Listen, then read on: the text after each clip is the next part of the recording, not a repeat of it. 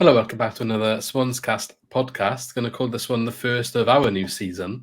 I think it makes sense to kind of start afresh from this point onwards, especially after we've had the kits revealed this week. We've had the fixtures revealed for the upcoming season. So it does feel like next year is starting to begin. And now all of a sudden as well, there's a lot of news and rumours and bits and bobs going on in the transfer window, which we've been waiting for a couple of weeks. So all of that to discuss today.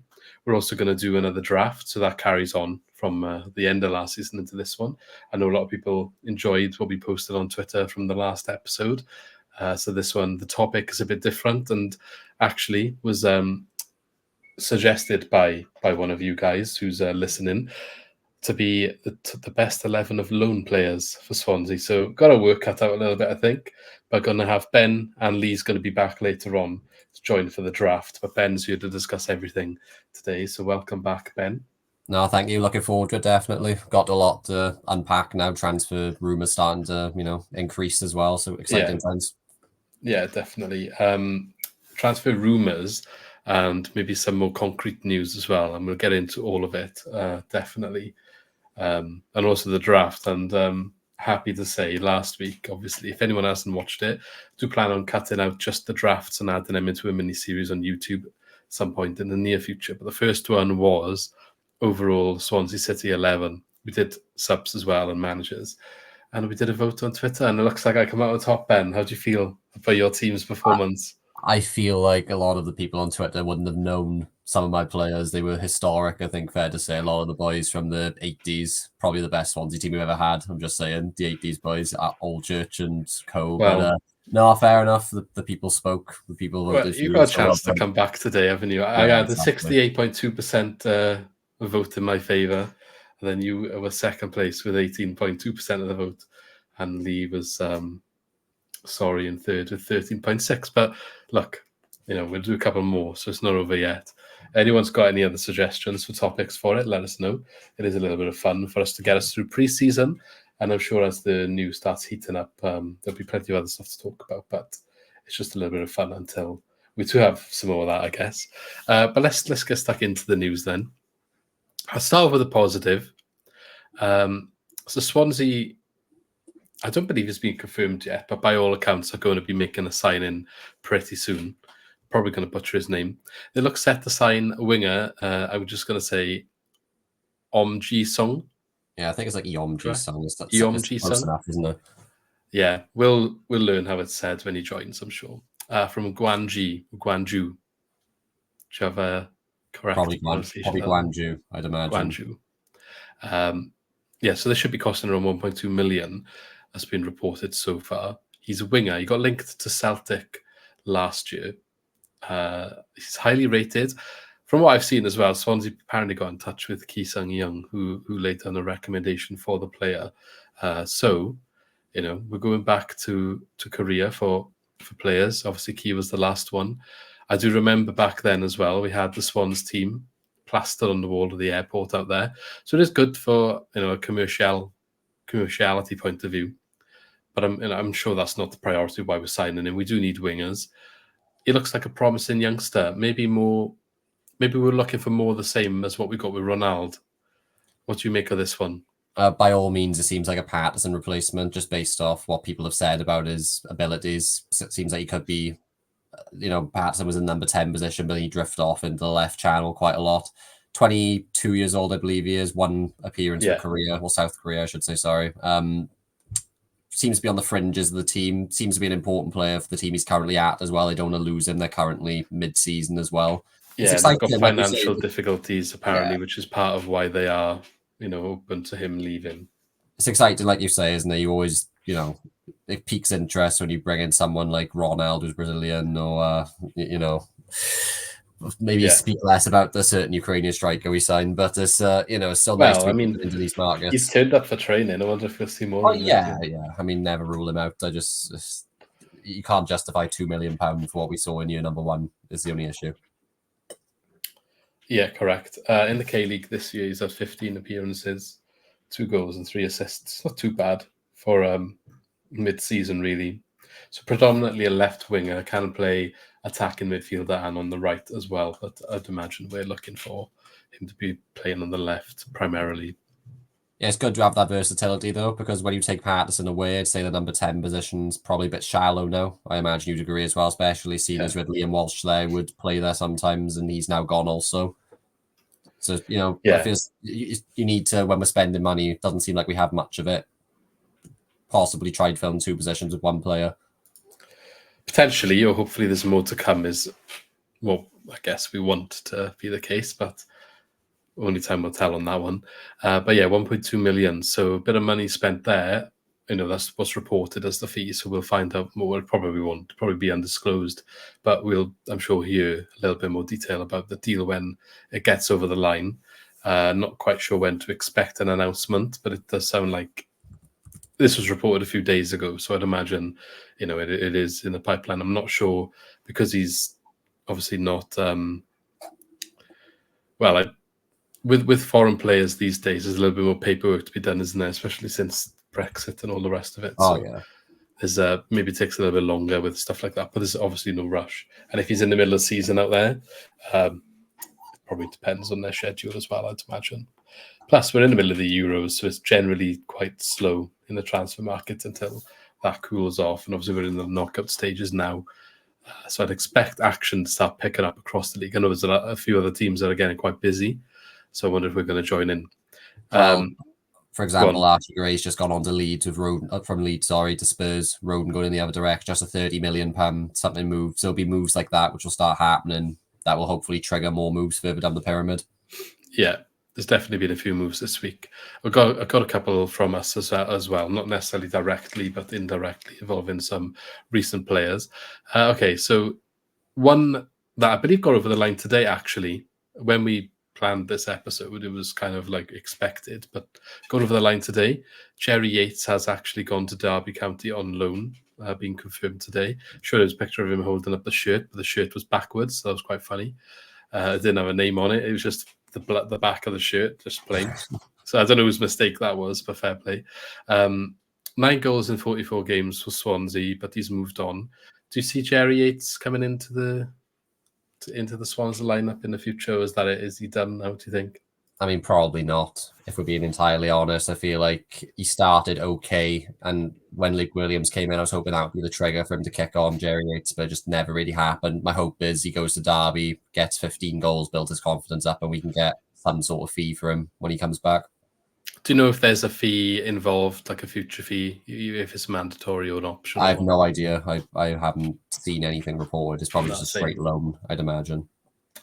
I think obviously does the job they wanted it to do, and that gets him off the wages to free up the money in that way. I guess that was a priority for this one. Welcome, Lee. You have I know you've come a little bit late, but joined us. We haven't long started, to be fair, a little bit delayed starting, but just going through some of the news. Touched on Swansea signing the South Korean winger. That looks like a set to be done in a few days, and Jerry Yates leaving. Got any thoughts on the two of those? Not much. No, yeah. Sorry, I'm late, by the way. I forgot to. Not really. Don't know much about the South Korean winger. I think that's. We'll have to wait. I think it's going to be a wait and see on that one. Hopefully, we get a bit of like a Ronald or Ronald, however you want to say it. There's a bit of a fairly unknown comes in, and surprises a few. Hopefully, the Yates one. I think just listening to the back end of what you're saying there, I think it's spot on. I think that was just a move that needed to happen. I think it's probably just one of them that hasn't worked as I think we looked at it last season, and I think he got quite a bit of criticism from the fans in the end. I did just feel sorry for him because he just looked so short of confidence. He just looked a bit lost. His confidence was gone. So hopefully, like Ben said, hopefully he goes to Derby, gets a few more goals in the Championship like he did for Blackpool, and we can pick up a bit of a fee for him then. Yeah, good luck to him. It's never nice to see a player not really live up to what you think he can deliver. But I'm sure it was just one of them where it just didn't work out at Swansea. I don't necessarily think that's, all downhill from there. I wouldn't be surprised to do quite well at Derby, actually, with the way they play. I think it's more akin to how Blackpool might have played when they came up. So it could be a little bit more successful for him. You watch now, he'll get like probably score against us. He'll get like a nice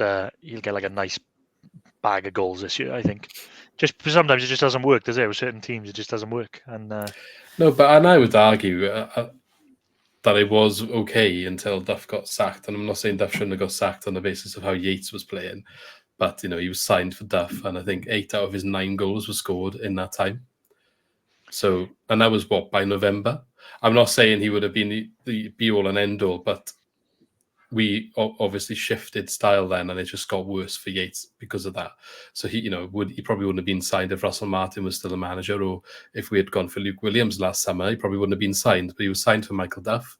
Duff did get 8 goals out of him before he got sacked, and then it dried up. So he's just caught up a little bit in what the season ended up being, a little bit of misdirection from the club in general, probably as part of why he didn't live up to his expectation as well. I'm a little bit surprised, though, I think, with that it was Derby. When I saw it was Derby, I was a little bit surprised with that we were selling to not selling, but on loan to I would say a rival, I think, in terms of where we are in the league and where Derby probably expect to be.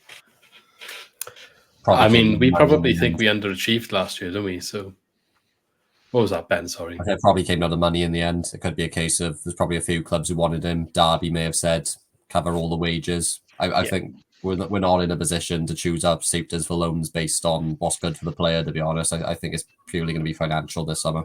Yeah.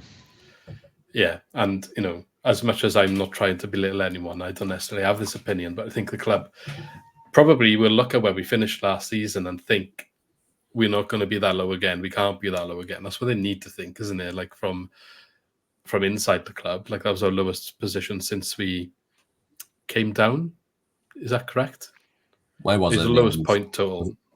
Was it 14th we finished in the end? Yeah, it was there or thereabouts, wasn't it? Like maybe first season we may have finished lower. I'm not sure. It was close. Oh yeah, we did. It was 15th, but I think the points was higher in his season, so we had less points last season. But regardless, I guess that only kind of came a little bit better towards the end. For much of it, it was on the brink of what could be worse.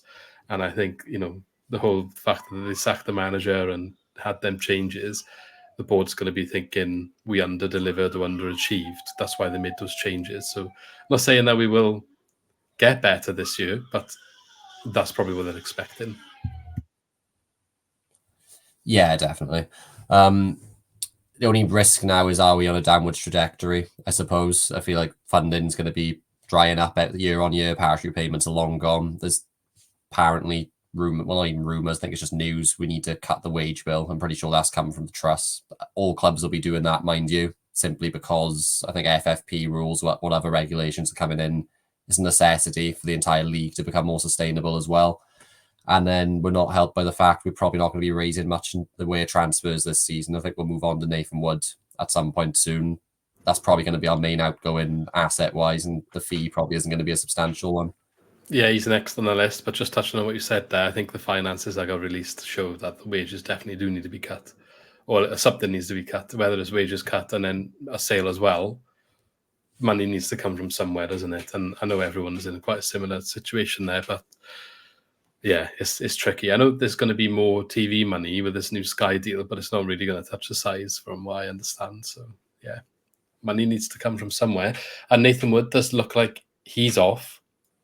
Being heavily circulated today that he's going for a medical to Southampton. Now, I've seen a couple of fees on this one. I know you were talking yesterday up to 7, but it looks like today it's been reported from between 3 to 5. So I'm not sure.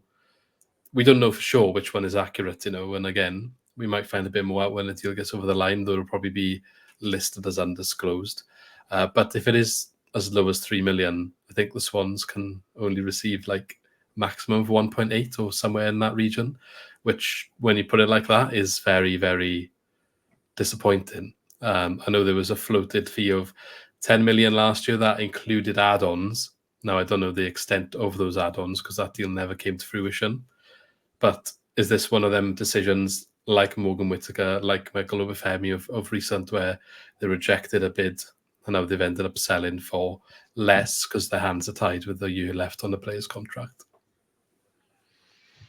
Yeah, it's an odd one. I'm surprised, though, the way it worked out, because you'd think it'd be in the similar region or not much less, considering they got promoted and they were a championship club last year. I think you could probably well, but like you said, last year the contract, our hands are a bit tied, so it is disappointing. But he probably had a worse season as well. yeah, exactly. Yeah, that's true. So his stock value's probably gone down. But like Ben said, is we have no other assets really to sell, do we? Well, Ronaldo might be the next one. Grimes is the one that's always there, as much as he's not the selling point he used to be. Probably command a couple of million still, but other than that, it's a bit difficult to ask for much across the team.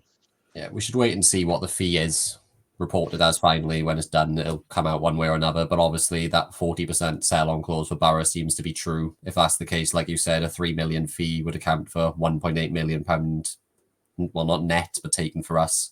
We only paid 400k for him, so you know there is that. Pays for the winger, doesn't it? It does hurt.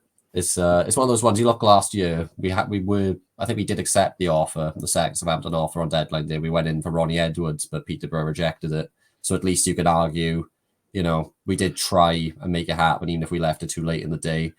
Obviously, the adequate replacement for him wasn't there. Ronnie Edwards would have been that replacement, but do you know where he's gone now? Probably Premier League, I'd imagine, is it? He's gone to Southampton. Oh, they're getting both for this. Well, there we are. Wow. Yeah, they've gone in for both players, and it looks like they're both going to get over the line. Amazing. Well done, Southampton. Again, it's planning for relegation. It is. Obviously, you want to stay up, but what they're doing there is they're building a squad. That centre-back partnership, if they come down, neither of them will leave. They'll both be 21, 22 still. And that'll be one of the best partnerships in the league by then, probably, after another year of hopefully regular football for them. Is Nathan Wood a Premier League player? No, I don't think so. I don't think he is. I think Cabango and Darling were keeping him out of the squad on merit, or keeping him up with the starting 11 on merit at the end of the season. So I don't think he's a Premier League player. But will he suit that style of football? You know, like our one, yes. I think he will get caught out, if I'm honest. He could see a lot of bench time, but it's one for the future for them, in my eyes. Yeah. He didn't look good at the start of the season when all the news was out about his move, and then he had that injury, didn't he? So I don't think he hit the heights that he hit the year before, for sure. That maybe is reflected in the fee that we're now getting for him. But we all said last year, I know me and Lee said we would have taken the money. I think, Ben, you were a little bit more reserved with the 10 million because of the add-ons. Yeah. And then the issue I had was the add-ons because of the sell-on clause, but now the sell-on clause still exists. So there is that aspect to it. I didn't expect his value to drop off as much as it did in a year. And I guess in hindsight, if the add-ons were like promotion-related clauses, now we know that we would have had them. It's easy to say, we should have done that, but we wouldn't have known that at the time. It's such fine margins, isn't it? It came down to a playoff final in the end. Yeah. It's how we lost out on Peru. Yeah, Peru. Imagine it was we did do it, and it was the playoff final. It was like, right, we either get the one for this guy or we get the ones for this guy. Which one's worth more to us? Yeah. You could argue it would have been a win-win. Unfortunately, I doubt Leeds will be going up this year if they have to cut the squad as much as it appears they may have to. So didn't work out in our favour that one. This is why you can't rely on add-ons, though. It's nice when you get them. You can't plan to receive them. The only ones that you can, I don't know, there's some that are better than others in there. I think with a youngster, if you get a percentage sell on, like if we're sensible and we add something like that into it, like 40% down the line, maybe we get a nice payday. But you say I don't that. recall us ever doing that, really. Well, with Joe Rodon, and then are we going to get screwed over here? Because Spurs probably have a sell on for Joe Rodon that should come to us, but now they've done him in a swap deal. Yeah. Are we even going to see anything? But they still have to equate something out of that, though, doesn't it? Like, I don't know. It's dodgy. I think, remember the Michel Vorm situation where we refused to pay Utrecht? I think this is what it was. It was some sort of clause like that. So who did we get from? Was it Sigurdsson? Sigurdsson, we had to pay Spurs 5 mil, I believe, right? Or 4. I just wonder when Vorm went to Spurs, who did we get the other way? Yeah, it would have been Sigurdsson then, would it? I think it was. Yeah, that probably was a straight swap, to be honest. So but that's probably how they go around this clause. Then that's what you're saying? Yeah, maybe. Yeah, because they did sue us, didn't they? Utrecht. Yeah, tried to. Well, we'll see. There'll be another court case going on this year now. Apparently, that one's nearly resolved. By the way, Russell Martin one. Yeah, apparently they nearly had a settlement, which means they'll get something, I guess, which is what they wanted. I'd imagine they always knew they weren't going to get the full amount where they were after, but some sort of money coming in, I guess it makes the whole process worth it if they're getting something. I mean, depends who covers the legal fees. Been going on for like a year.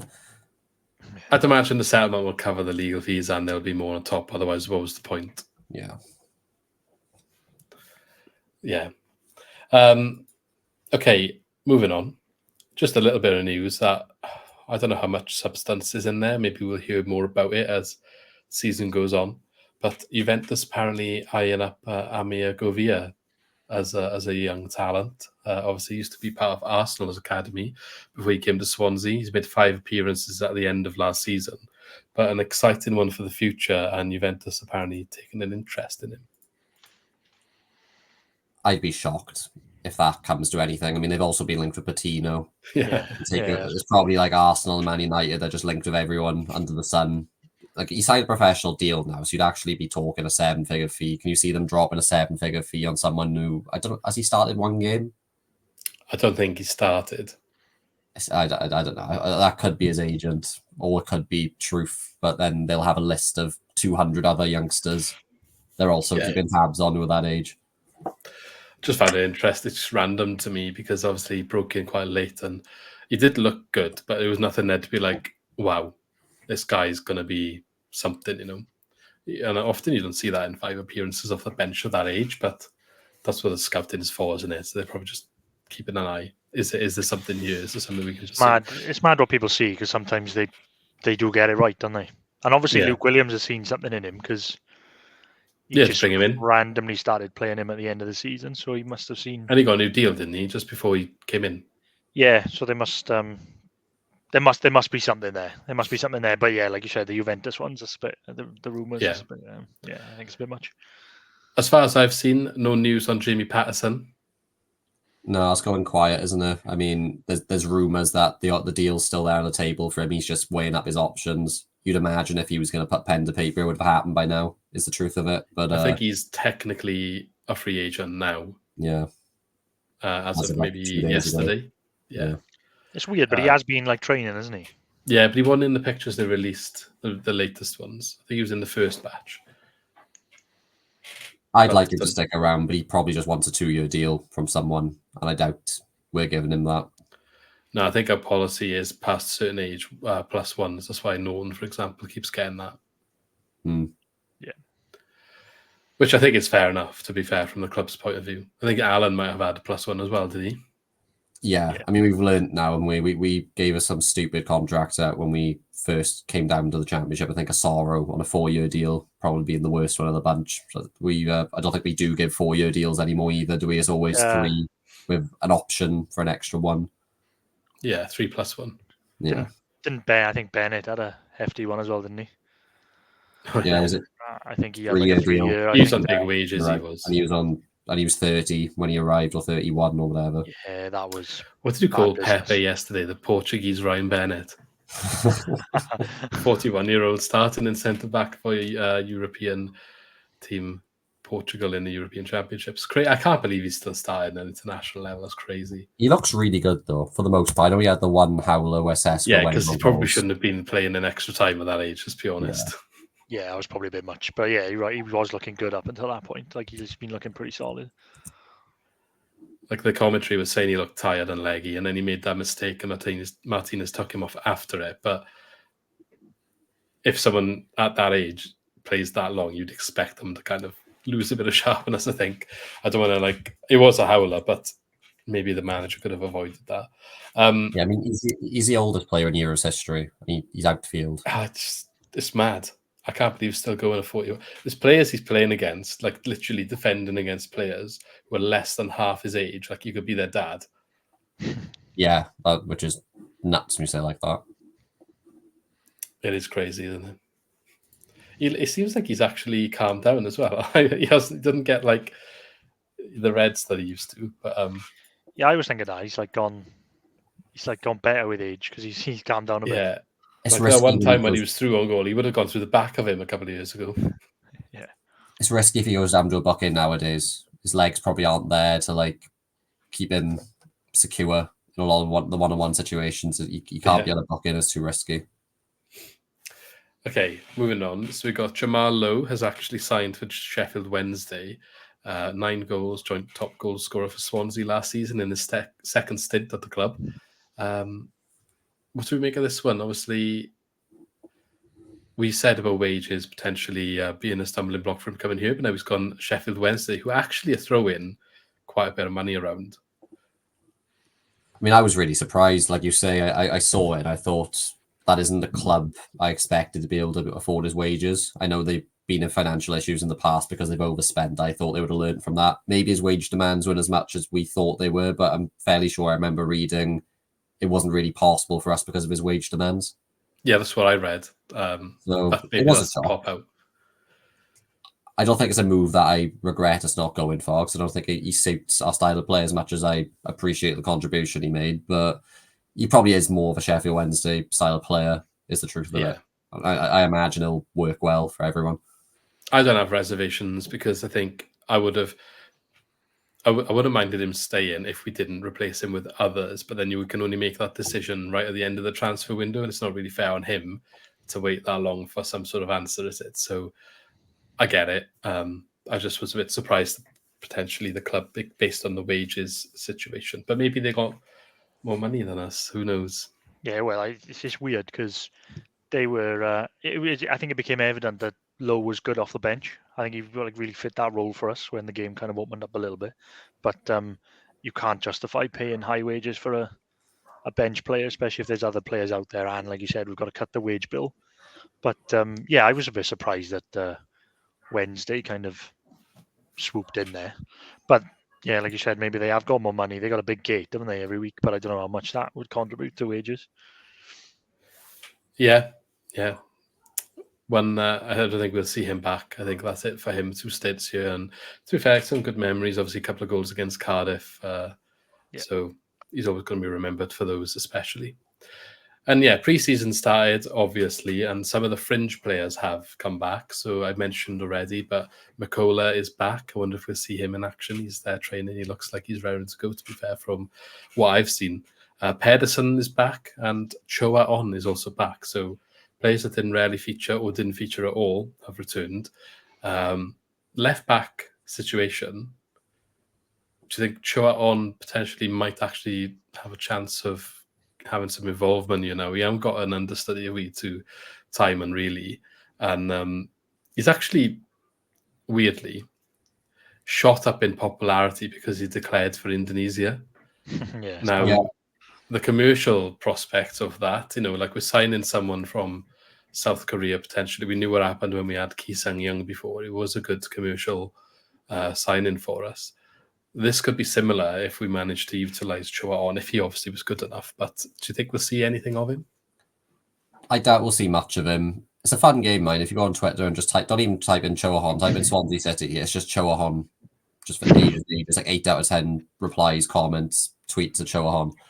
And we're missing the trick, really, not having probably some more investment from a commercial aspect, like you say. If there was a time to shell out on a pre-season tour and go somewhere really far away, you'd go Indonesia, wouldn't you?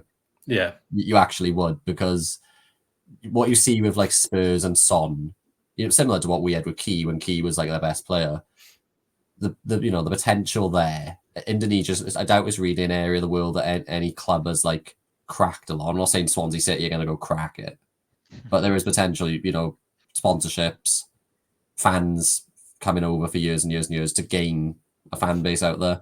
Obviously, that would be a ridiculously expensive pre-season tour. We don't even get out of the UK, do we? So it'll never happen. But what we do with that sometimes? They go to America, and they. Nah, the last time we did was with the Potter. Now we went Austria. That's literally it's been the UK every year. I'm pretty sure they do training camps, like they did. Yeah, training camps. What I'm on about. Sorry. Yeah, they do like a week in the Algarve, for example. I think they may have played one friendly, but it may have even been against themselves. I'm not sure. But no, in terms of action, you know what I mean when they go on like tournaments. It was like United versus Wrexham in the USA, for example, stuff like that. We haven't really done that since the Premier League now. And I understand why it's expensive. You can't really justify cutting staff members and then jetting off to Indonesia. There is that side of it, but you know. And what would we do without our, pre-season trip to Bristol Rovers and Yeovil? that we have It's every year. always the same. Have we got teams. any friendlies announced? I've not really seen. I think I don't know if I'm making this up. I think we had a home game against FC Cologne or something random like that. Yeah, okay. Oh, what now? Pre-season. Yeah, I haven't seen anything yet. There's about always pre-season. one. There's always one game, isn't there? That's like just before the season starts at home. Yeah, well, usually it's a couple of friendlies, isn't there? Yeah, Colin is one of them, 24th of July, so a couple of weeks away. But that's all I can see. And we're going to Austria again, apparently.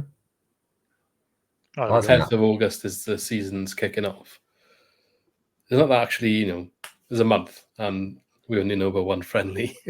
Fair play, though. I need to eat my words. I don't know why they love Austria so much. They are actually playing games in Austria. Are they? Yeah. There we go. They're not down on the first time they're playing Google two fixtures yet. Who are we playing? It doesn't say. It just says 2 games being lined up. It'll probably be like local teams. Okay, maybe they're not quite confirmed yet. Yeah. That's all right, though. Yeah, something different, isn't it? Yeah, like you say, every year it's the same. We'd probably play one Scottish team, and then we'll have Bristol Rovers, Yeovil, Forest Green, maybe Reading or something. Yeah, something like that. Exeter. Yeah, it's just same sort of group of teams that we always play, isn't it? Yeah. Okay, so that's pretty much it for the news, unless anyone's got anything I've missed. Not that I can think of. Okay, we'll move on to the kits then. So here they are. The Swansea City kit for 2024-2025. First impressions, Lee? Really like the away one. I think the home one's going to have to grow on me a little bit, because when I think the home one was widely leaked, wasn't it? So we saw that one, and my initial thoughts, I don't really like the orange trim on the collar and the sleeves. But then the more I look at it, it is actually growing on me a little bit. So I don't know. But initially, the black one, I really like the black one. I always want to see us have a black away kit. I love it. Pen? The home kit I think's fine. I think they've done the orange trim purely to probably match the sponsor and appease the sponsor. Second year they've been there as well. I'm really not fascinated with it, I'm not gonna lie. It's just a bit bland, I suppose. And also I'd say the price increase has gone up from 45, I believe, or 48 to £56. It's probably gonna be the first year in like 6, 7, 8 years I'm not buying one. I think I've got so many of them now, and they're both they're okay. They're not you like wait till you see the third kit and then you like get one. No, well, we'll have to wait and see, won't we?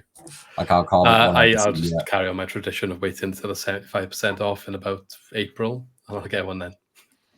Yeah, it's mad how much they have put the prices up, though. It's just there's inflation, there is, but it's We always. To be fair, I got a new kit to wear this year because it only came like 2 weeks, like last week, for the 4th kit, so I don't need to buy another one.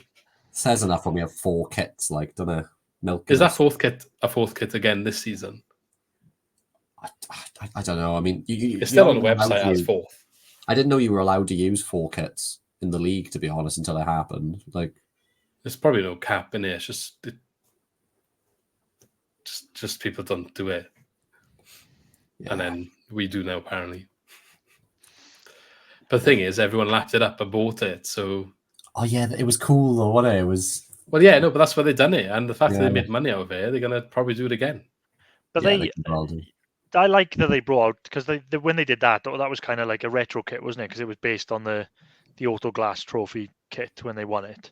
So I like that. But then they just wore it once. Like, why couldn't we have one based on like an old kit, but have it all season? Last money. I know, yeah. No, that is basically it. But I would love them to see. I would love them to do like a bit more of a retro kit every year, because that one was stunning. I love that. What I would say is I'm not sure they anticipated the demand for it would be that much. They made it limited edition, thinking, okay, this will get people to buy it. It clearly did, because obviously the back orders went back for like 8 weeks or whatever. Yeah. They probably sold more then than they sold the other two. Genuinely, probably more on the home kit. Limited edition, but actually less limited than the season's kits. I know. It's I was trying to think of the last like kit that we had, like not like one-off kits like that one, but the last sort of time a home and away kit came out, and I was like, oh my god, those kits are stunning. I can't remember. Season in the Prem, the gold trim for the 100 year. That was absolutely amazing. That kit, and then the red and green away kit. Yeah, they were good. They were good kits. I think that was it still Adidas back then? Yeah, Adidas. Yeah, it was Adidas. They have to properly persuade Adidas to let it be. Oh no, I mean Adidas, the sponsor I was on about, sorry. 32 Red, I think, was the sponsor. And obviously 32 Red wasn't gold. They had to like haggle with them for ages just to sign it off. I love that kit. It don't fit me anymore, unfortunately. Yeah, that kit's one of the best we've ever had, and obviously how good the season was just perfect. That kit. Well, all jokes aside, Real Madrid just copied it the year after. They had Adidas, I believe it was. They saw Michu running around in there and they were like, yes. My biggest regret, though, is that we didn't have a black kit like that with the gold. That would have been... Well, for that year, the away would be a black and gold. Yeah, I did like the red kit as well, though. The red and green kit was lovely. But if we had that white home kit with the gold in black, that would have been the best. That would have been easily the best kit we had. That was a rare occasion we actually did something to cater for Wales. That away kit, it was literally for the Welsh flag, wasn't it? Obviously, because our fan base is a bit more Union Jack loving, I think it's fair to say, than Cardiff. And you see the South Wales derby, we're trying to fan base sort of creates our Celtic Rangers thing, well, the BTEC version anyway. I got so much stick for that work the other day. I was just like, what suggested it? No. It was some Cardiff Swansea banter, and one of his points just out of nowhere, he just pulled out of his little hat of points. Oh yeah, but your fans love the Union Jack, don't they? I was just like, what are you on about? But like, what do you even say to that? I was like, all right, I'm sure there would be certain aspects of every fan base that do. I don't get why that's relevant. I've had it in work as well. People have said, "Oh, what's the Swansea fan fascination with Union Jack?" He was trying to tell me there's this pub that they all love it. I was like, all right, why do you know more about it than me? Apologies, I cut out then. Can you hear me now? Yeah, we got you. Yeah. I was just going to say, when you go on a Wales away trip, they're all from Cardiff, Newport or Wrexham, basically. I never bump into many Swansea fans at all. Yeah. Fair enough. But that's probably part of that's probably because they play all of their home matches in Cardiff now. Oh, no, I mean, like when you go abroad. Yeah. Yeah, but do you think because they feel like it's more, they go to the home matches because they're closer, or they want to go away as well? Maybe, but then you see all the shuttle buses that are driving back to Wrexham literally straight after, and I respect them. There's a good few thousand of them always. Oh, yeah, even when you go to, I go to a fair few of the home games, and there's so many people that come down from North Wales. It's just a hell of an effort. I would say, though, North Wales generally, just look at where you speak Welsh in it, and it makes sense like then as well when it comes to like following the national team and being proud. I think once they do if they get all this stuff done on the racecourse, they'll probably have more. They could have more games up there. I liked it when they used to travel around. We used to get some in Liberty as well. Maybe they need to look at doing that again. Yeah, that's not the same feel of it, unfortunately. Like the thing is, the Cardiff City Stadium, as much as I'm a Swansea fan, the technology they have there, the lighting and the sound system, it's just night and day compared to the Liberty. So the feel, the match atmosphere building up to it's incredible for a Wales game. Yeah, it is good. I'm gonna have to crop that bit out. Just for the Wales games, though. Just for the Wales games. They don't turn them on for the club games. They don't have enough people there to justify it anyway. So my thoughts on the kits anyway. I actually really like the white one. I think it looks very clean and crisp. And I like if the orange sponsor is going to be orange because that's their branding, I do like the fact that they added the touch on the other part of the kit to match it. So it makes it look like a full package. I hate kits that slap a sponsor on that makes no sense to the rest of the kit. So the fact of this, and it's only subtle. It's a subtle orange tint around the rim of like your collar, your shoulder, your like what you call them, sleeves, and down the side as well. And I think it looks quite smart, to be honest. And we play in white generally, and I think, look, you can have all sorts of things done with football kits, but plain white generally, I think you've got to go for something that looks smart, and I think they've nailed that here. Yeah, something different in the orange tint on it. It's really difficult to make a plain white kit vary on year to year, so it's a good effort. I think it'll probably grow on me. It happens to me every year when the kit comes out, and I think I'm not that keen on it. Not that I get too over excited about the kits anymore, but might be an age thing, but now I just think but they do tend to grow on me.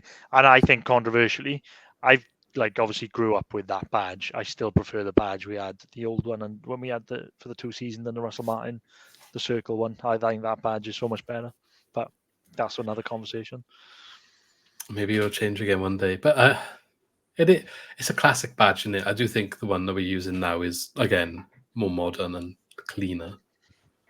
But there's more you can do with... I think it depends on the kit in general. If you look at these kits, like just having the black embroidery of the swan without any sort of shapes behind it or anything like that, looks a bit cleaner on the eye. I'm not saying it's a better badge. I think it suits the kit better. This one, anyway. I was trying to think of black kits. Actually, we had a black away kit, didn't we? I'm trying to think if it was the first or second season. I think it was the first season under Russell Martin. That one, I really liked that one because it wasn't black. It was kind of like a charcoal grey, and it had the circle badge on it, and I really liked that one. Yeah. It's all part and parcel in there. Like, even here, like, I got the goalkeepers up on the screen now, and there's a little bit of a weird thing going on with the green one. The Joma badge is like tinted green, but on the other 2 versions, it's not. Find that a bit odd.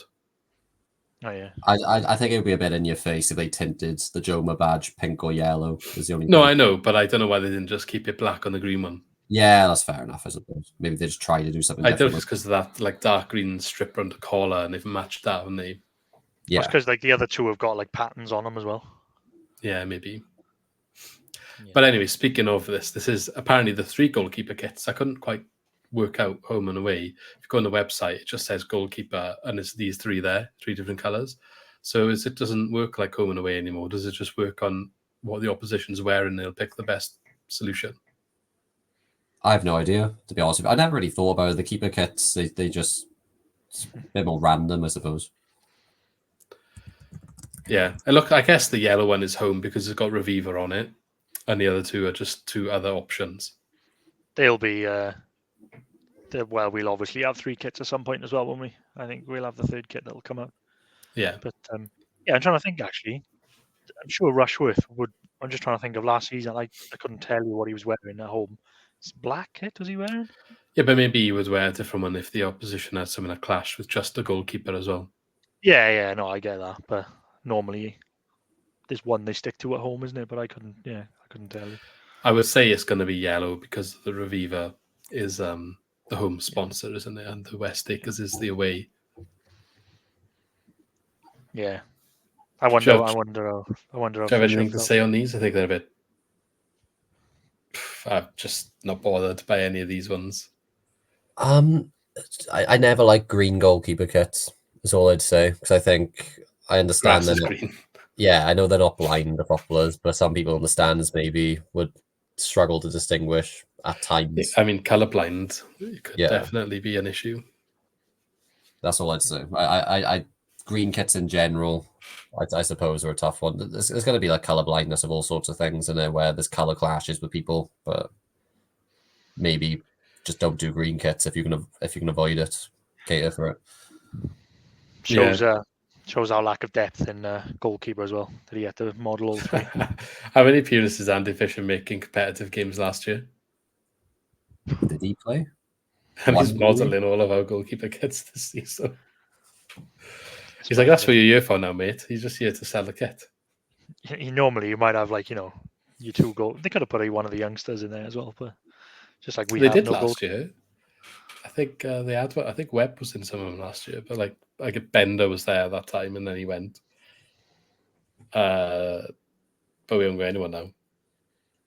We're gonna have to sign someone, and we haven't heard nothing about who we might be. We're holding on for Rushworth. If it's a loan again. We've got to be holding on for Rushworth, I think. I think it's going to, again, the Euros is going to dictate so much, but I think especially in that department for us, because the goalkeeping coach is with England, isn't he? I don't think much is going to happen there until they get back. Yeah, exactly. Indeed. Right. Okay. That's the kits. We'll move on now to the fixtures. They've obviously been announced for the upcoming season. A couple of surprises, notably one of the early games specifically and how early that is. Before I pull up, I didn't pick my highlights. I picked the highlights the club posted. I've just got them in a little slideshow to show, but we'll go through them. Have you got any highlights you want to discuss before we look at the main ones? Lee? I like Portsmouth away on New Year's Day. I think that's quite good.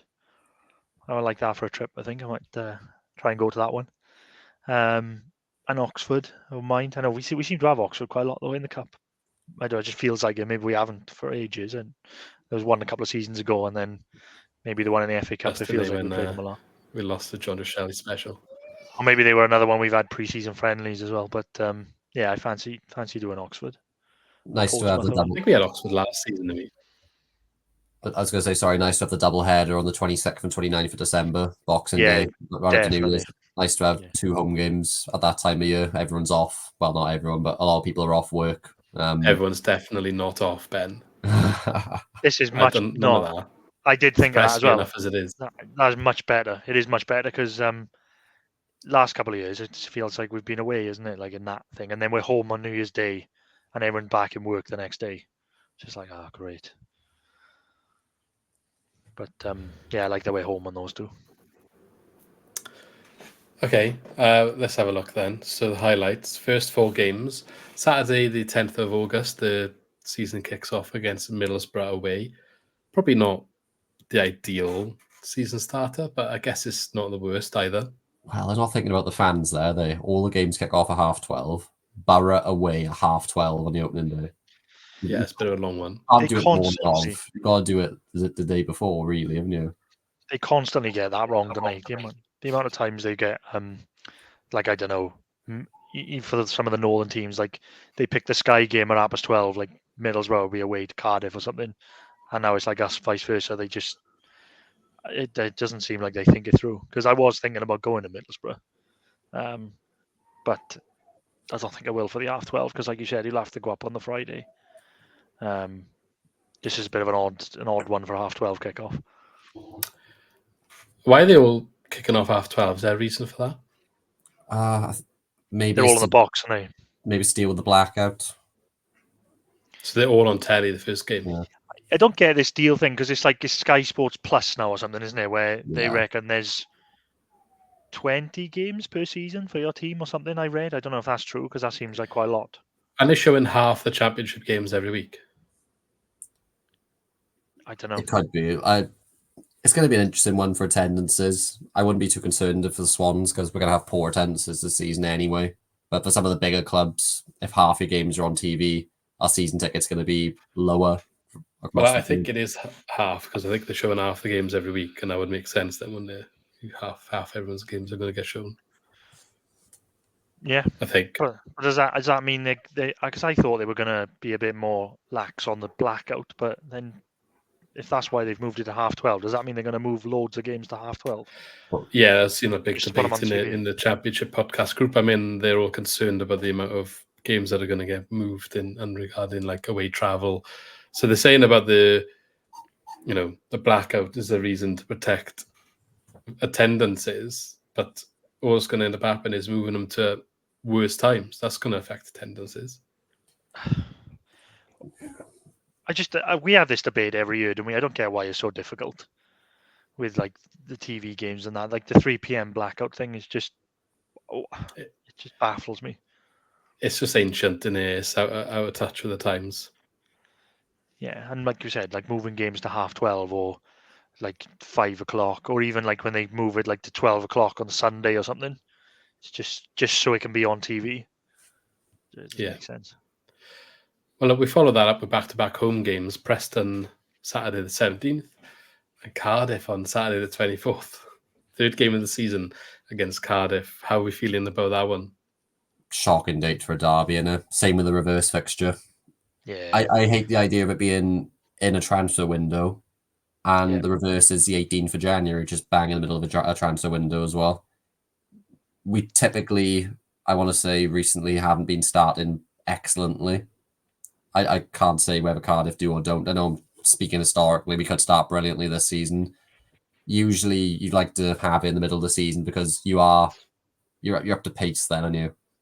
It's going to be a weird derby, I think. Yeah. It's bank holiday weekend as well, that is. Is it? Which is, Well, I don't mind. Someone definitely didn't do their research today. I don't mind that, but yeah, that's bank holiday because the 26th, the Monday is bank holiday. I was so surprised when I saw that third game of the season, though. But I think because well, for as long as I've been watching the Swans, we've never played Cardiff like this consecutively, like every year. So I think it's just bound to happen that we get it at different times. But this one, I didn't expect at all not to be that early in the season. Normally, it's September, October, maybe for the derby, but. I was not expecting a third game of the season. I don't know how that's going to play out. I mean, if you if you start poorly in the first 2 games and then you think third game of the season is that's not what you want. But like you said, if we hit the ground running, we hit like a little bit of form maybe, then be perfect timing. Yeah, it's just strange a one, transfer really window, strange. It's just difficult to call it. There'll be plenty of movement after that game, and that's not great. Was very, very, very lucky as well, because if it was the week after, that's when my wedding is. Because I thought August was safe as houses. Clashing, but... Well, I thought August was safe as houses, and then I didn't actually see it when the fixtures came out, but I just saw like someone say, "Oh, Cardiff in August." And I thought, no way. How can they be in August? I panicked then. But I'm missing West Brom away. I like to go to West Brom away, but there we go. I was there waiting to lap up your ticket, mate. The wedding would have been off. Okay, festive fixtures. Saturday the 21st of December is Hull City away. That's a long trip before Christmas. Yeah, I can't see many going to that. Thursday the 26th, so Boxing Day, is QPR home. Got Luton Town on home on Sunday the 29th. And I think Lee already mentioned Wednesday the 1st of January, Portsmouth away. And the last 4 games of the season, Hull City again is in the final 4 there. So Friday the 18th of April, QPR. That's quite a bit of a similar theme here. Monday the 21st of April, that's away. That's a decent one, isn't it? Just up the M4. That's a good last away day, that is. Yeah, Millwall away, Saturday 26th of April, and Saturday the 3rd of May to end the season at home, which is nice. It's Oxford United. If we need points, a decent set of running fixtures, no games easy in the championship and all that, but there's nobody there who immediately is jumping out as me at like, oh, we're going to get battered. There's no Burnley. That's getting clipped when they're all in the playoffs at the end of the season. The Hull, to be fair, like they finished fairly high last season, but I mean, Oxford home, any home game, especially as a newly promoted team, is you want that on the last day if you need points, don't you? Yeah. Yeah, I mean, you tip off Oxford to maybe struggle. I don't know. We could be totally wrong on that, but you may want them at the end of the season. I do like Millwall away late on. That's a really good last away day. We had that last year, didn't we? Was it? That was no last away game, was it?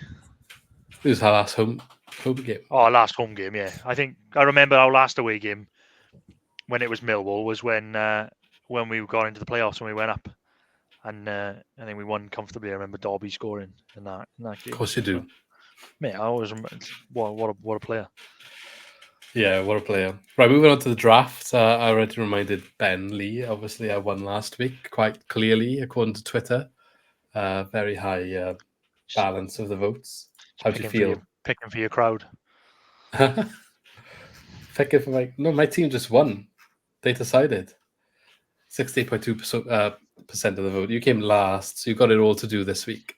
So quite fittingly, you're going to go first. So the topic of this week's draft is going to be, we're not going to do loans, but we're not going to do subs, but it's going to be Swansea 11, best loan 11, basically. We're not going to pick a manager either, because it kind of feels a bit pointless in this one.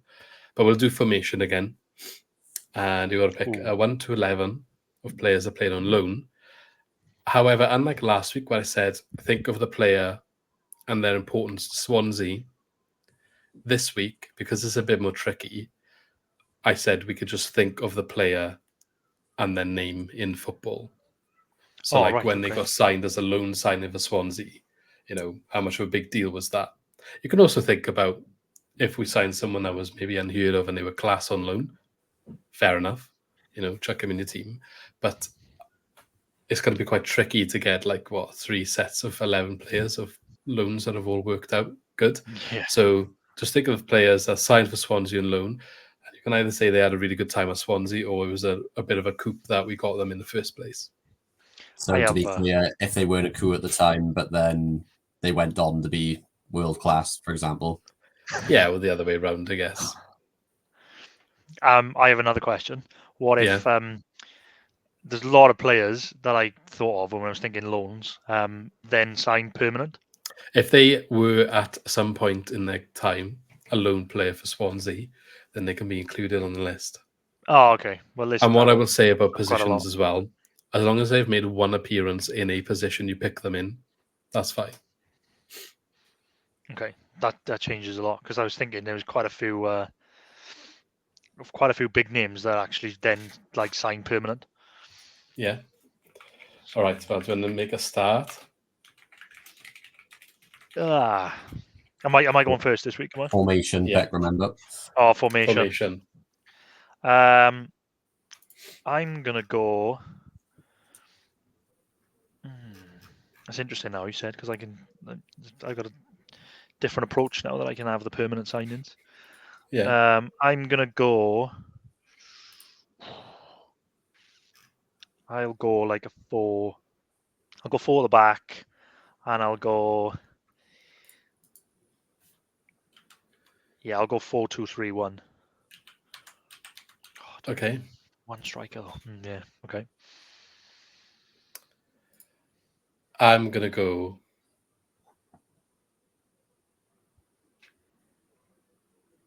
Oh, it's tricky, isn't it? I'm gonna go with. I think I'm gonna do the same as last week and have 4-3-3 with a cam. Right, I'm gonna go 4-1-2-1-2 narrow. So that's a diamond, no wingers, just CDM, left centre mid, right centre mid, cam, 2 strikers. 4-1-2-1-2, yeah. Yeah. Nice. I like that. Brilliant. Right, Lee, first pick. Ooh. Our position, of course, you get to choose. First pick is gonna be.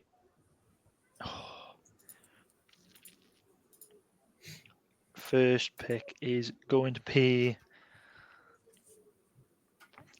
Barini up front. Oh, Fabio Barini. Always remember that free kick he scored against Norwich. Who can forget? Okay. I'm going to say...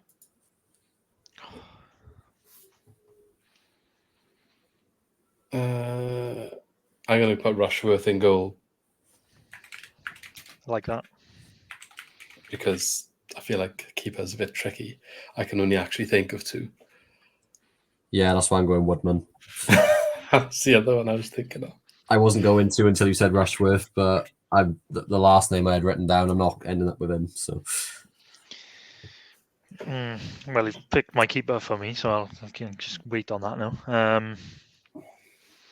I will go at the back, Ashley Williams.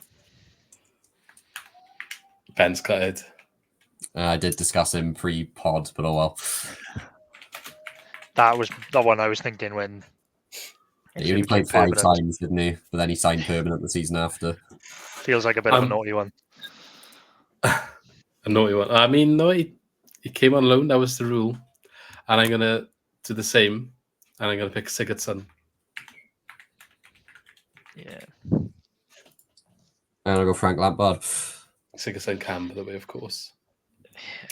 Frank Lampard, centre midfield, yeah? Yeah, right centre mid. Oh, yeah, you've got a weird formation going on. You said narrow, yeah? Narrow. So CDM, left centre mid, right centre mid, central cam, 2 strikers. Okay. Lee. I am going to pick. I had him in my all-time team, so he's got to be in this team. Jordi Gomez. Centre mid? Yeah.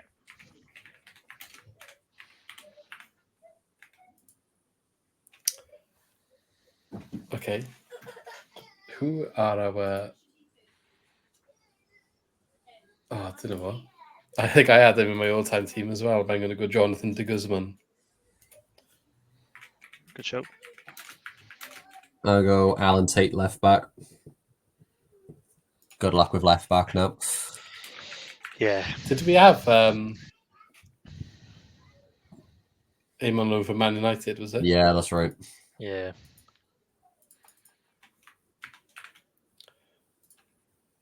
Yeah, I can't think of a left back. That's what I meant about square pegs and round holes is okay if you could justify it. I've got 3 written down still, so there are other options. It's just they're not as high key. Yeah, I didn't have some good ones at left back, to be honest. Well, it's me now, isn't it? I'll go, again, it feels a bit naughty, but Leon Britton.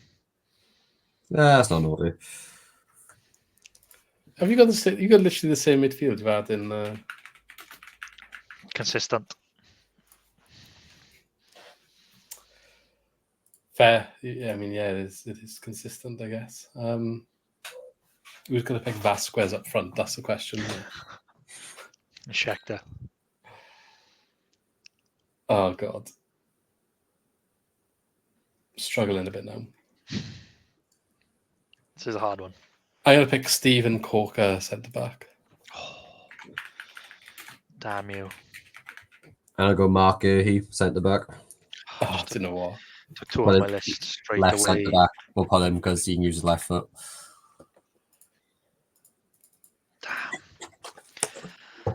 I had Corker and Guehi, and I didn't think you'd both take him at once. I thought I was waiting for one of you to take the other one, and then Have you just been absolutely force in my hand. I wasn't going to go Woodman, but I'd have had an unknown keeper otherwise. Because I picked Williams, and I thought, right, I'm safe, and I'll wait until one of you picks Guehi or Corker, and I'll take the other one, and then you took them both in one round, which has destroyed my plans. What do I need? All right, I'm going to go... Ooh. I'll go right wing Paul Anderson, as he was class for us. Paul Anderson. Okay. I'm going striker Lee Trundle. Yeah. Right. I'm going to go... Oh, what order do I want to do this in now? I'll go Conor Gallagher, Cam. Nice. Cam? Yeah, he's a Cam. Box to box. He played Cam for us. Yeah, no, I know, but just, I'm looking at your team and I probably wouldn't have put him there, that's all. Oh, I'm well. just judging you. Someone's got to go Cam. Sigurdsson, De Guzman, Gomez are gone, so... Fair.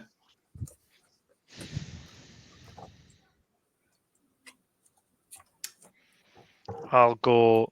Oh, my God. Why are we so bad at fullbacks just historically at every draft we do? I'm literally searching. I'm going to have to take... I'm going to have to go fullback and take... Oh, which one of these am I going to take? Let's go...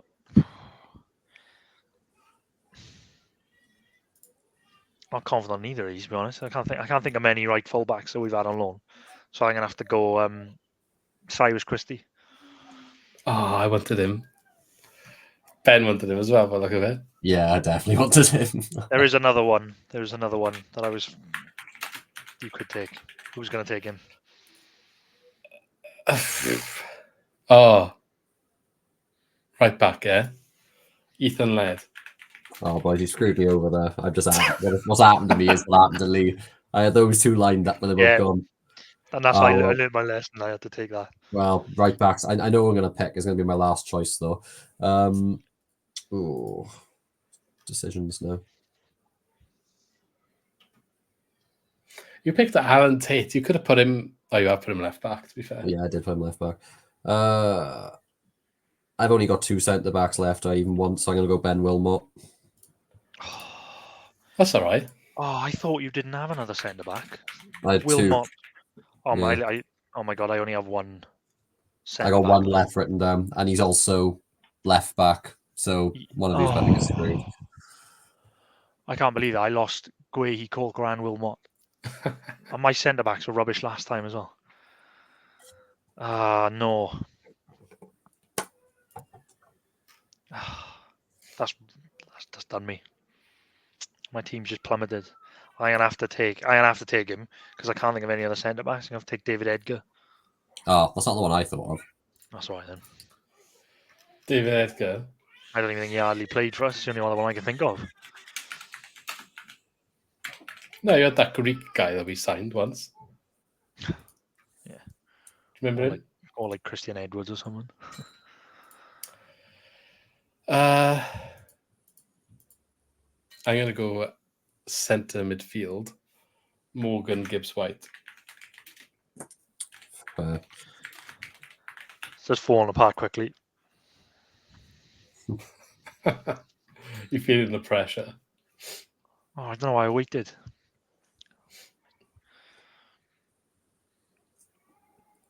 I'm going to go...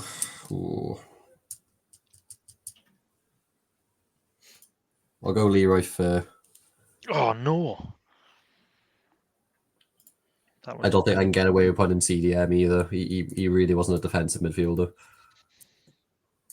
To put him left. Left centre mid, yeah.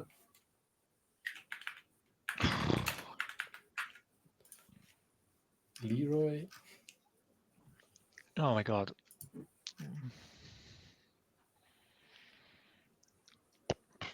I can't even think of wingers. This is why I didn't go with wingers. There really aren't that many. I've got one that I want to pick, but I don't know if you let me play him on the left. Like when you said Barini, Lee, I was thinking I was going to be left wing, to be honest. Probably Do we let him have Nathan Dyer on the left? He went on loan, was he? Yeah, he was on loan first, wasn't he? He was from first. Southampton. Was he? Yeah. What year was that? Like 20... It was Martinez's first season in the Championship. Which would have been 07, 08.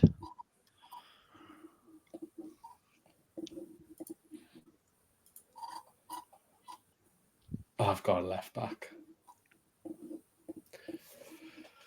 Sort of. I'm going to argue for him anyway.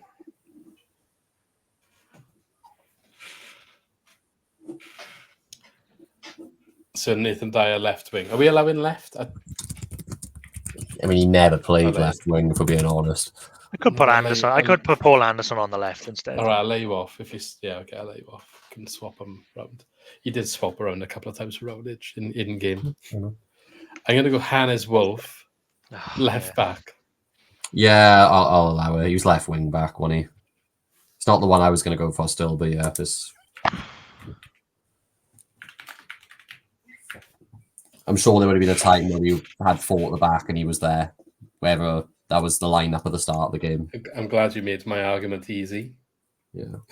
There's still a big one. Someone who actually did play left back in a big game as well. I had him on, yeah. I mean, we've all picked a left back now, haven't we? No, Lee's got one to pick. I haven't got one. No, I'll keep it to myself, man. I can't think who we're talking about now. It must be an obvious one. It's recent. It's not that obvious though. Right, so me now, innit?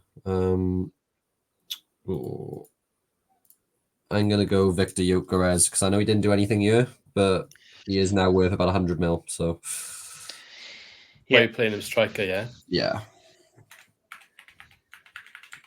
Nice.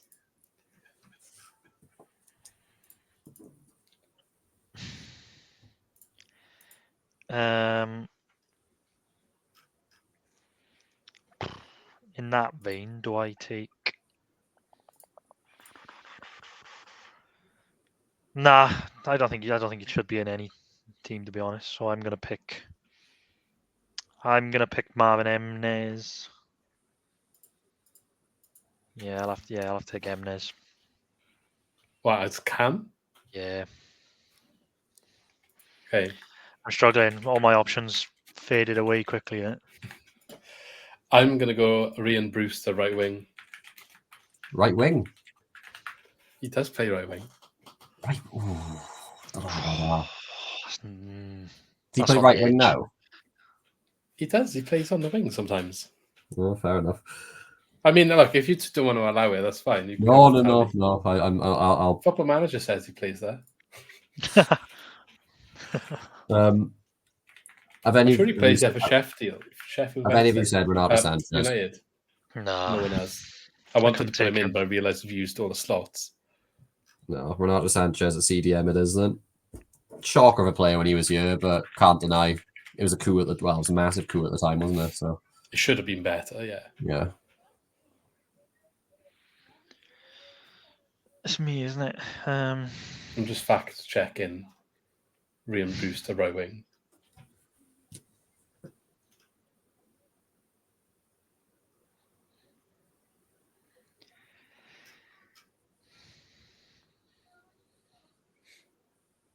Anyone, Lee?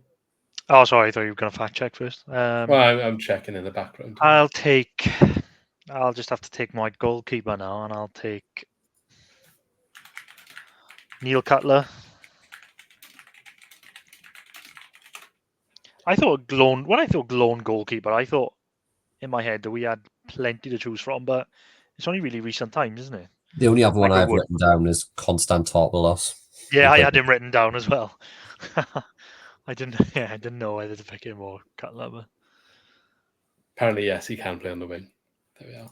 No, we are. We'll allow it. Who are you having in goal? Neil Cutler. All right, what do I need? Oh, I just had... I got a name for this position, but... I mean... Not the best name. Oh, I just found another left back as well. At least still unpicked, so I'm not going to say. You fancy giving it to me? Because the only left back I have left that I can think of that was a loan. I don't even think they played that many games for us. Think of square peg is all I'd say. One out and out left back. The one I think I know what you're talking about now. Okay, my left wing, I'm going to put Jamal Lowe.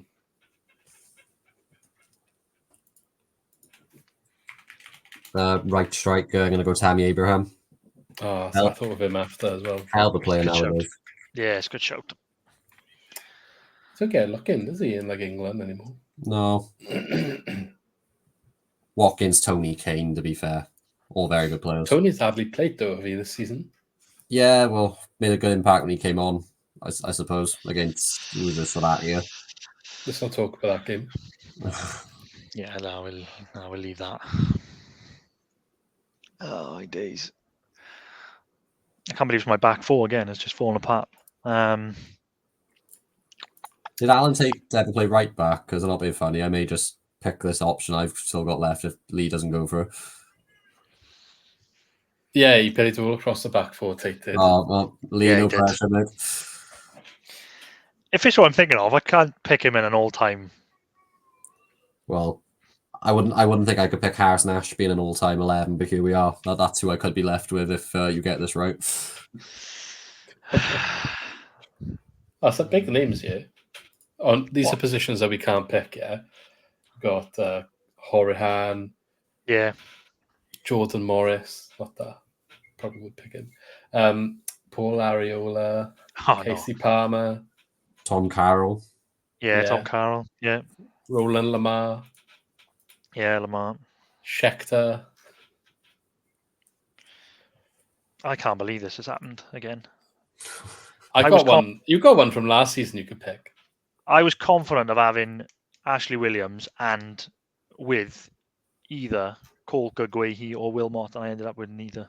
Oh, well, none of them.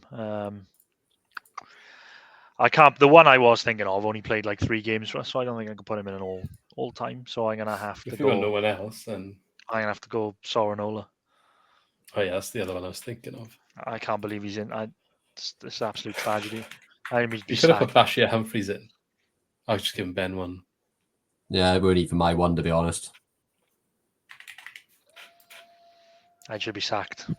I need a centre back, and I'm struggling. Sam Surridge, that's another one. What's he up to these days? Surridge, I don't even know actually. Okay, centre back. I'm going for Cameron Carter-Vickers. Oh mate, that was my one. What? I didn't know you had a centre back left because he played left back under Potter. against Yeah. Oh, City. you're fuming. Sam Surridge is playing for Nashville, by the way, in the MLS. Is an odd one. Oh, that's random. That is odd. I am actually fuming at that. I probably would have left Abraham until last if I'd known he would have sent the back left. Ugh. And you've taken Sorinola now, so I can't even do that. So I am actually left with Harrison Ashby in an all-time 11.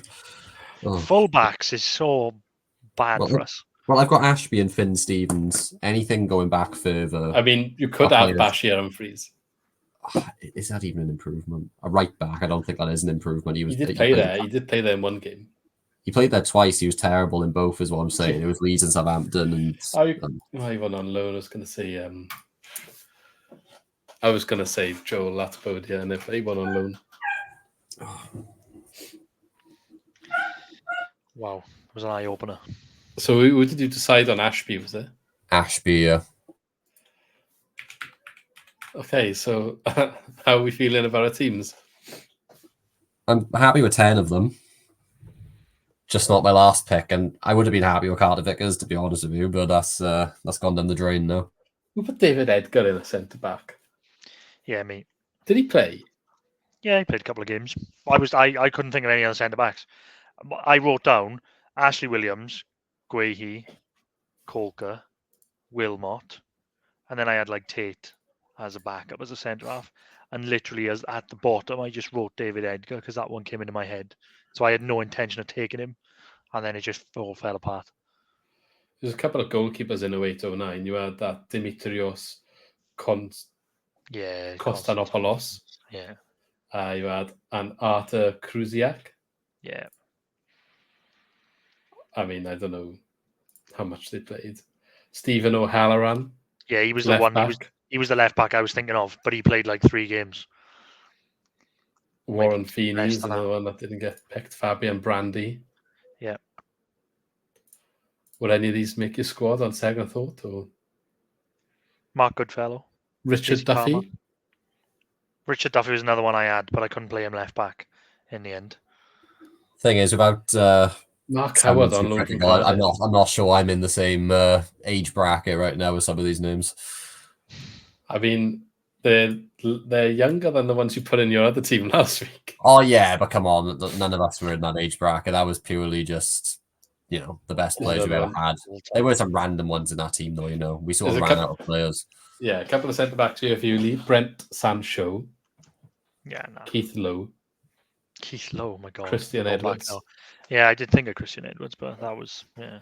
Anyway, I'm not going to go back any further. Let's run through the teams. So my team is Carl Rushworth in goals, Hannes Wolf left back, Stephen Corker and Cameron Carter-Vickers partnering in centre back, Ethan Led on the right, quite an attacking wing back set up there.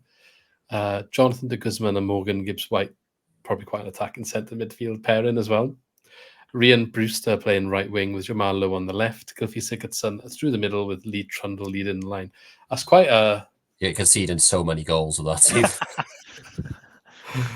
Well, I mean, that's what we're going for, right? There's none of this Euros business where everyone's trying to not lose the game. We're going to win the games. Lee is going to be playing Neil Cutler in goal. Matty Sorinola on the left back. Oh my God. Ashley Williams and David Edgar centre backs. Oh my God. Cyrus Christie right back. It gets better. Paul Anderson and Nathan Dyer on the wings, with Jordi Gomez and Leon Britton in the centre midfield pairing. Marvin Emnes has Cam and Fabio Barini up top. I'm happy with it. I'm happy with the rest of it, apart from my back 4 again. And Ben's team is Freddie Woodman in goal, a back 4 of Alan Tate, Mark Geehee, Ben Wilmot, and Harrison Ashby. And he's playing a 4-1-2-2 in use. So you're playing Renato Sanchez holding, 2 midfielders of Frank Lampard and Leroy Fer, attacking midfielder of Conor Gallagher, and strike partnership of Victor Gyökeres and Tammy Abraham. Yeah, apart from right back, I think that's quite solid, to be honest with you. It's quite well balanced, I'd imagine. I can't work out if I would put your midfielders in the same positions. I mean, Sanchez in the middle, Fer on the left, Lampard on the right, Gallagher, and number 10. Yeah. Wouldn't you put Sanchez at 10? Nah. For the sake of this, Sanchez is very defensive. Fair enough. You can pass the advertising boards, I guess. Okay, well, I'll do the same as last week. I'll make a graphic, I'll put it up on Twitter, and we'll have round 2 and see if I can make it 2-0. We'll have to wait and see. You may do with that, to be fair. I'm quite confident of my chances. It depends how much people value what the players are now, because so many of them on here, like Sanchez, Lampard, Gyökeres, Abraham, I picked them for what they became, not what they really were with us. But that could work on the opposite. Like for me, I got Steven Corker centre-back, so if they're basing it on how they are now, then they're going to be like, what are you doing? But then equally, he was unreal when we had him for a year, wasn't he? So it's one of those. Yeah. Lee, look a bit deflated. It seems so easy when you like do it beforehand, but then you don't account for obviously 2 other people picking your players, and the centre back, my centre back like masterpiece just fell apart in one round. You got Ashley Williams, probably got a best one. But when you both picked Guehi and Colker in one round, and I thought, I've got Wilmot now, not thinking that I thought you 2 had picked all your centre halves. So I just pocketed him for a bit, and then someone else picked him. I was like, right, I've got nobody else. Same thing happened with your keepers as well. Yeah. Rushworth went straight away. Yeah. Maybe if we did this in a couple of months, we'd have a third keeper to choose from. But yeah, it's true. Okay, well, I think that's it for today. So thanks, guys, as always, and we'll have to see who votes the winner on the next draft and think of another topic for next week. I don't know how many we'll do. We want to do many more, but it's a little bit of fun. Season will be starting in a couple of weeks, won't it? So just a bit of fun to fill the gap. But yeah, as always, thanks for watching today's podcast, and yeah, we shall catch you in the next one. Thank you.